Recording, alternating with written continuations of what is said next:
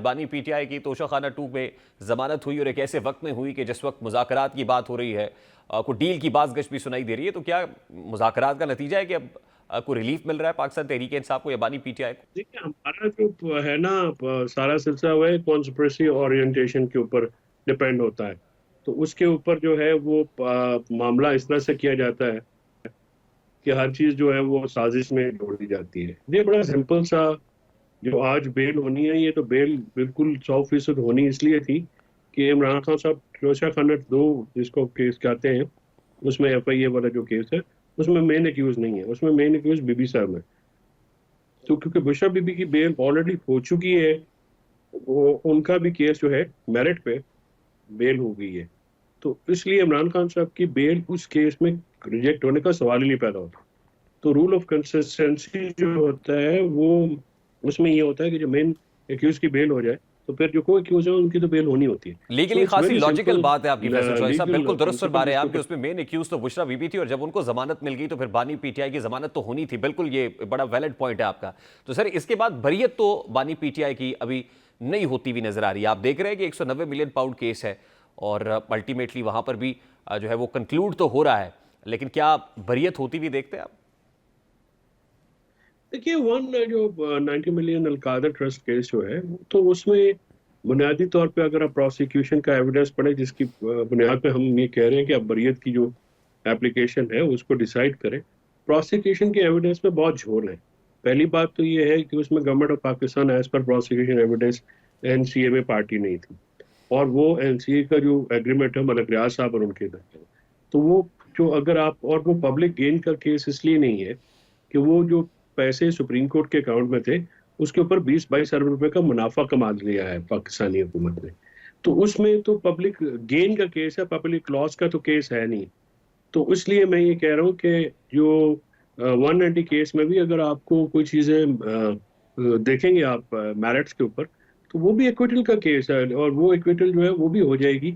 उसमें जो हमने कोर्ट विटनेस 16 की दरखास्त दी है, जो इन्होंने ड्रॉप की है, कि वो लाएं, आप उनमें से फाइनेंशियल गेन को इस्टेब्लिश करें कि हमने कोई फाइनेंशियल अच्छा गेन फैसल लिया चौधरी है। साहब, इससे भी हट के आपने 26 कॉन्स्टिट्यूशनल अमेंडमेंट का ड्राफ्ट तो पढ़ा होगा। उसकी क्लॉज 4 जब हमारी नजर से गुजरी तो हमने देखा कि उसमें तो ये शिक डाल दी गई है कि कैबिनेट या prime minister, obviously prime minister तो कैबिनेट ही है, सुप्रीम कोर्ट के डिसीजन के बाद अगर वो फैसला करती है तो उस फैसले को किसी कोर्ट ऑफ लॉ में या किसी ट्राइब्यूनल के अंदर चैलेंज नहीं किया जा सकता। तो आपको नहीं लगता कि 26 कॉन्स्टिट्यूशनल अमेंडमेंट के अंदर जो ये फैसला ये क्लॉज डाली गई है, उससे तो सीधा सीधा फायदा होता है पाकिस्तान तहरीक इंसाफ को 190 मिलियन पाउंड केस में कि ये कैबिनेट का या प्राइम मिनिस्टर का फैसला था?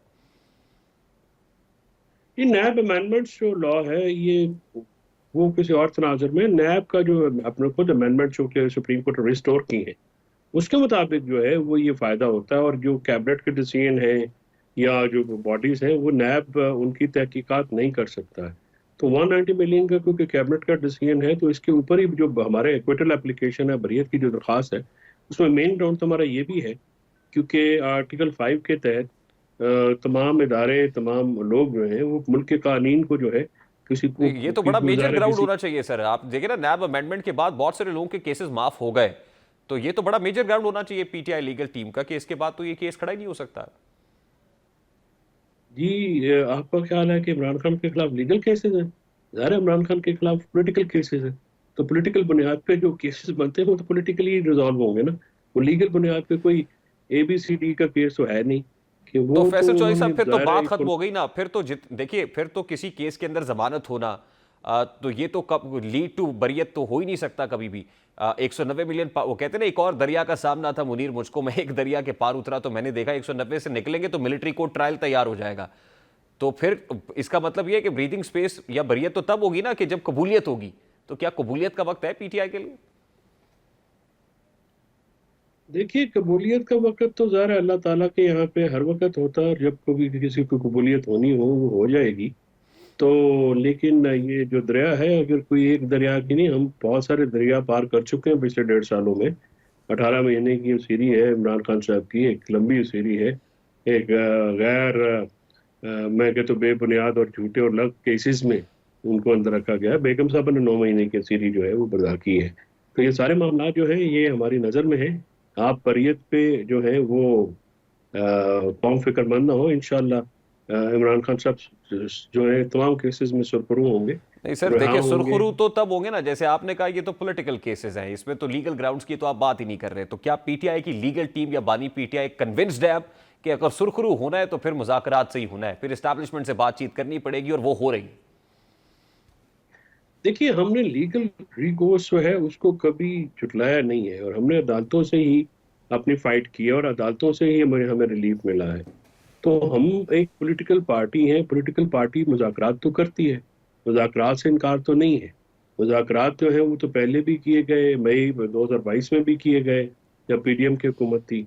उसके बाद अभी सितंबर में भी मुज़ाकरात किए गए।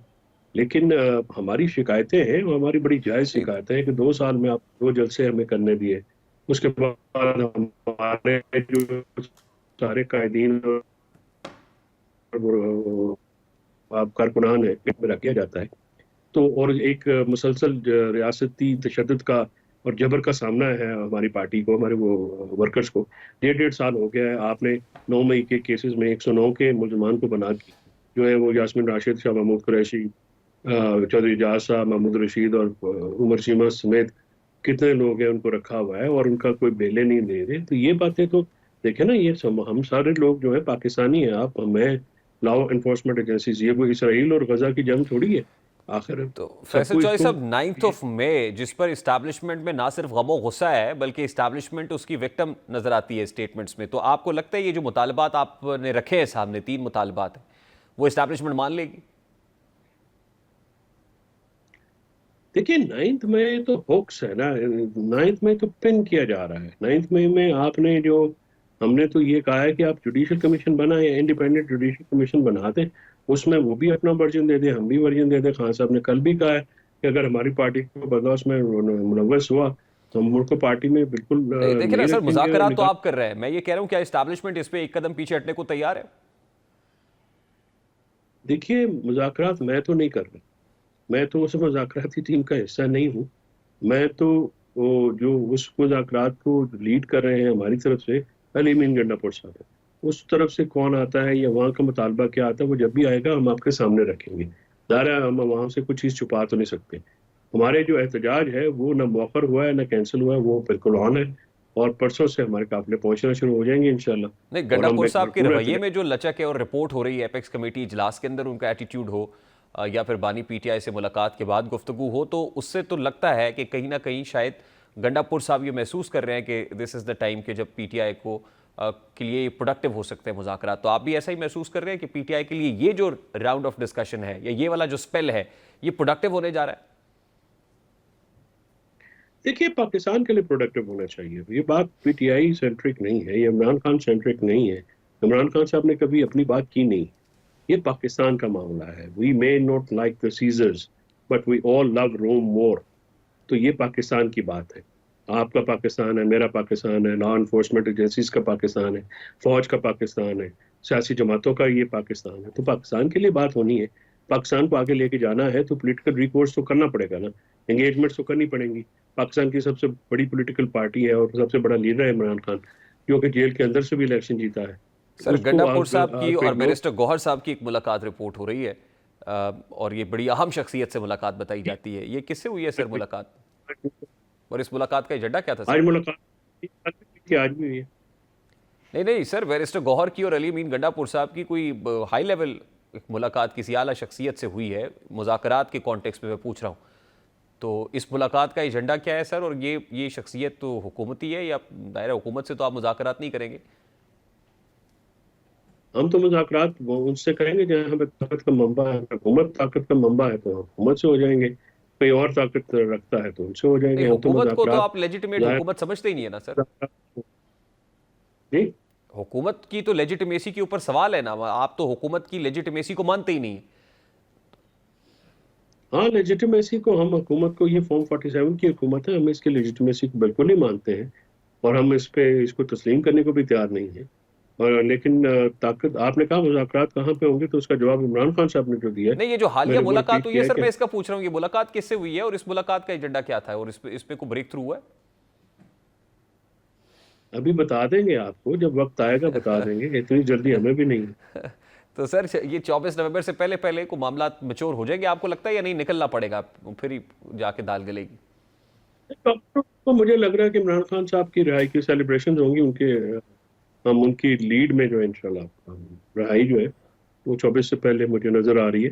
कोई ऐसा केस नहीं है, सब कंपॉक्टेड केस है। तो आई होप इंशाल्लाह, मेरी बहुत उम्मीद है, मेरे वास्ते है कि इमरान खान साहब अपनी रिहाई का जुलूस लीड करेंगे। सर किसी ना कोई ऐसी चीज होगी ना, मतलब वो जिसको कहते हैं कि कोई आउट ऑफ द बॉक्स हो जाए तो ये रिहाई 24 से पहले पहले हो जाए कम से कम। हमें तो इस तरह से, वो क्या ऐसी चीज हुई है या जमीनी हकायक क्या है जो तब्दील हो गए हैं जिसकी वजह से आप देख रहे हैं कि 24 से पहले पहले खान साहब बाहर होंगे और आप जश्न मना रहे होंगे?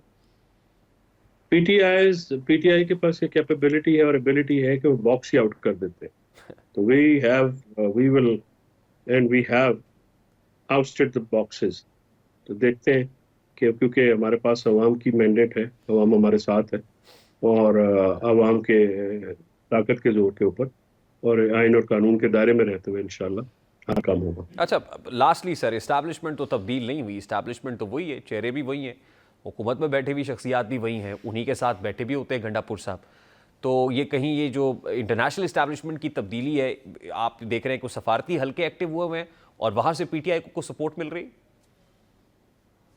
देखिए, मुझे इस बात का तो प्रिवी नहीं हूँ, ना मुझे कोई ऐसी खबर है, ना ही कोई ऐसा कोई इंटरनेशनल डेलीगेशन जो वो नहीं आया है कुछ। देखिए, लेकिन आप इंटरनेशनल, ये जो ग्लोबल विलेज है हमारी दुनिया, इसमें ज़्यादा कोई इंडिपेंडेंट इतना तो होता नहीं है। तो एक मुल्क के हालात दूसरे मुल्क पे, और डेफिनेटली जो सुपर पावर्स हैं उनके जो हालात हैं वो दूसरी पूरी दुनिया पे असरअंदाज होते हैं। तो पाकिस्तान दुनिया से बाहर तो नहीं है, मैं इसको रूल आउट नहीं करता। मैं समझता हूँ कि इंटरनेशनल सतह के ऊपर जो चेंजिंग्स आई हैं उनका भी कोई ना कोई असर डेफिनेटली यहाँ पे भी लिया जाएगा, पर लिया जाना चाहिए। उसकी वजह कि पाकिस्तान दुनिया से कट ऑफ तो नहीं हो सकता, और पाकिस्तान की फाइनेंशियल इंडिपेंडेंस इतनी ज़्यादा नहीं है कि हम बिल्कुल इंडिपेंडेंट होने का, जिस तरह के ये आपने देखा कि हुकूमत जो है वो बौखला के ये बातें कर रही है। तो इस सारे मामलात को आप इंटरनेशनल जो सिनेरियोज बदले हैं दुनिया के पावरफुल कैपिटल्स में, उसको रूल आउट तो नहीं किया जा सकता।